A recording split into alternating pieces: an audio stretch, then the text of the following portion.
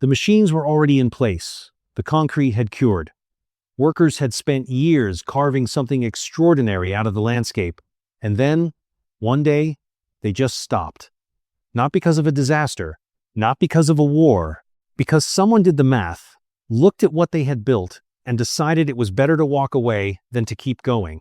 That is the story of a $2 billion megaproject that never opened. And the closer you look at it, the more it reveals about how nations make massive bets, lose them, and then try to pretend they never placed them in the first place. Stay for that last part, because it changes how you see every other megaproject being announced right now.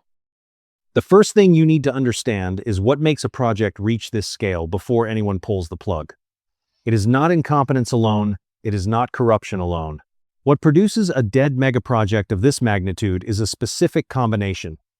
A decision made under political pressure, engineering assumptions that aged badly, and a financing structure that made stopping feel more expensive than continuing.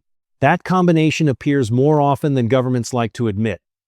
And when it collapses, it tends to collapse all at once, in full public view, after the concrete is already poured.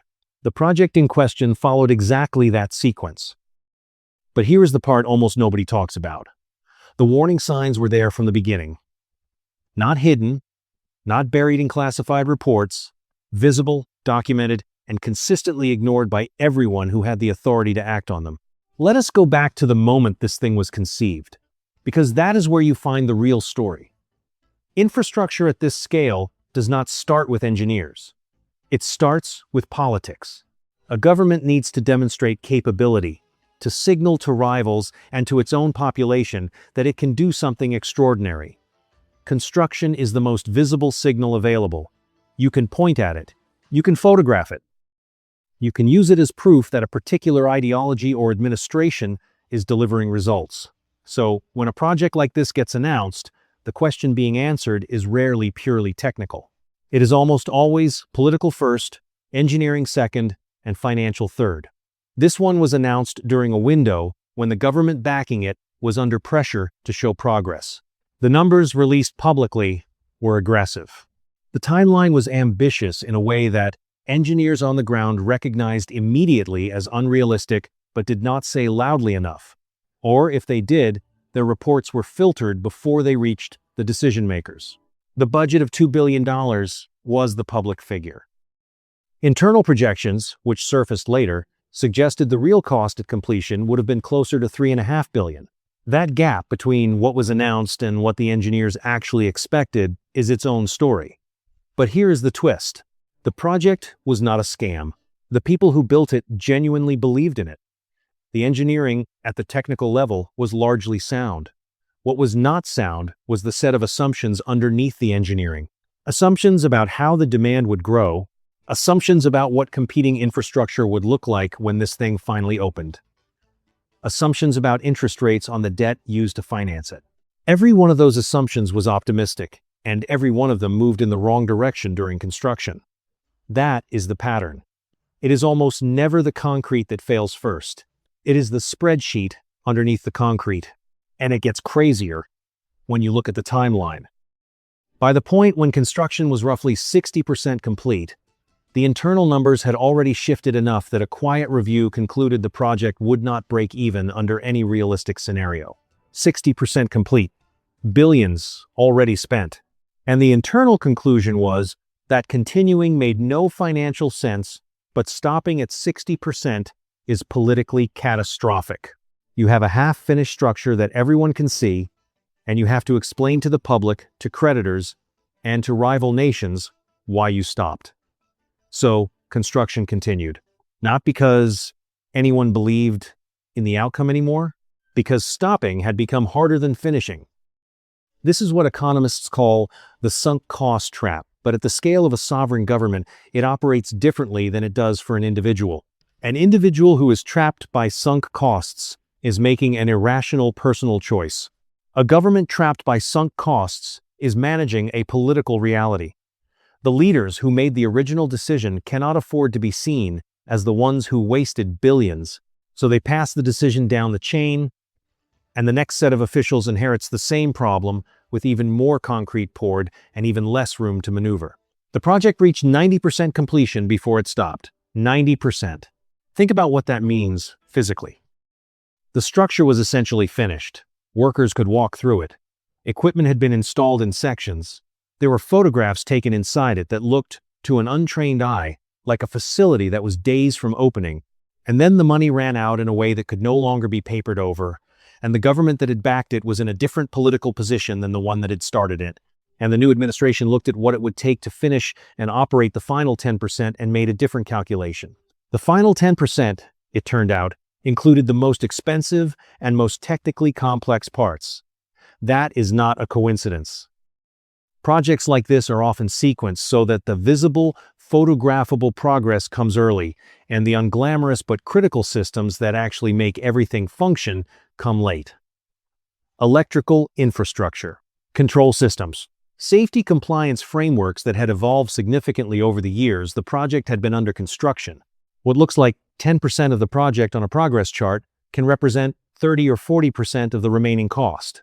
And that is before you account for the time value of money on debt that has been accumulating interest through the entire construction period. So the doors never opened, the structure sat. And within a few years, the process of physical decay began doing what time does to anything that is built but not maintained. The project that was supposed to operate for 50 years began aging from the day it stopped. Here is why that matters, beyond this one project. There are currently dozens of megaprojects around the world that are somewhere between 40 and 80% complete, running over budget, past their original deadlines, backed by governments that are in different political positions than the ones that broke ground. The specific conditions that produce this outcome are not rare. They are, in fact, almost routine at this scale.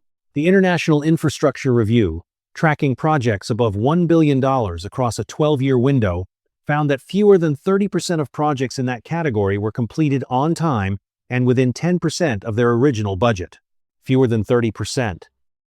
The majority experience cost overruns, timeline extensions, or both. A significant fraction of those are eventually completed and opened, but the fraction that quietly stall, that reach a point where continuation is as economically painful as stopping, is larger than anyone in the industry is comfortable saying publicly. And what happens to the ones that stop? This is the part that does not make the press releases. Some are eventually revived under new financing structures, often with significant foreign investment that effectively transfers ownership or strategic control to the new funder. That trade is made quietly, and the original government presents it as a partnership rather than a rescue. Some are repurposed. A facility built for one function gets adapted for another, usually at significant additional cost, and usually performing the new function less efficiently than something designed for it from the start. And some simply sit, maintained at minimum cost to prevent complete collapse, never officially canceled because cancellation would require acknowledging the loss, but never operational. The project at the center of this story sat in a version of that third category for years. It became something that officials referred to in the past tense, even though it was still physically present, a structure that had been memory-holed by the administration that outlived it. Journalists who visited the site described something that had the eerie quality of infrastructure that expected to be used and never was. The signage was still there, the access roads were maintained, the basic exterior held, but inside, the absence of use had done its work. Here is what that costs at the human level, beyond the financial abstraction. The workers who built this thing, the engineers who spent years of their careers on it, the communities near the site who were told that this project would change their economic position, that jobs would follow, that secondary development would come once the facility was open, those promises were real to the people who heard them. And when the project stalled, none of the secondary effects materialized. The economic gravity that a functioning megaproject generates, the jobs, the supply chains, the development, simply did not arrive. What arrived instead was a large structure and the slow recognition that it was not going to do what it was supposed to do. But here's the part that connects this directly to the projects being announced and celebrated right now, in 2024 and 2025. Across multiple countries competing in the infrastructure race, the conditions that produce this outcome have not been resolved.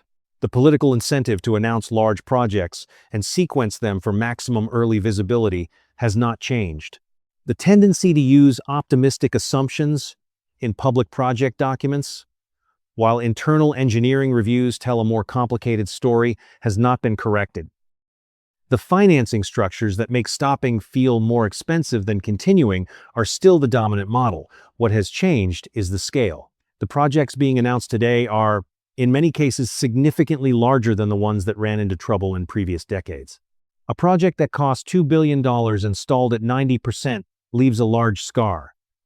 A project that costs $20 billion and follows the same trajectory leaves something of a different order entirely.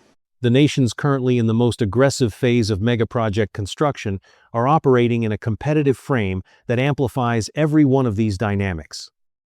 When infrastructure is a geopolitical signal, when what you build is also a message to rivals about what you are capable of, the political pressure to announce, to begin, and to maintain the appearance of progress is even more intense than when the project is purely domestic.